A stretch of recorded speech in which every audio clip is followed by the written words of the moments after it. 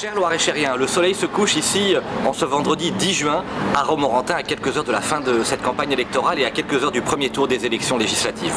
Je voulais tout d'abord, avec mon suppléant Pascal Goubert, vous remercier du fond du cœur pour l'accueil que vous nous avez réservé tout au long de cette campagne, pour tous les messages, les mots, les attentes, les espérances que vous avez portées, et je peux vous garantir, vous promettre, à la mesure des engagements que j'ai tenus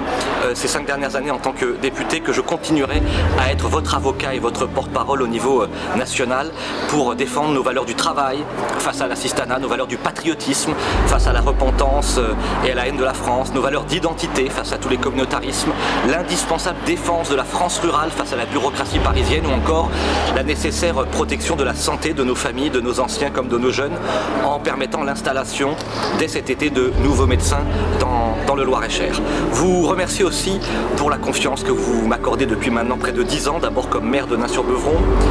comme président de communauté de communes, depuis 5 ans comme député, depuis presque 1 an comme conseiller départemental du canton de Chambord. Vous dire aussi que j'ai la détermination, la volonté, comme jamais, de vous défendre et de vous représenter, et vous dire que dimanche, vous aurez l'avenir de la France et du Loir-et-Cher entre vos mains. Cette élection va être très serrée, toutes les études nationales le disent, entre d'un côté la candidate d'Emmanuel Macron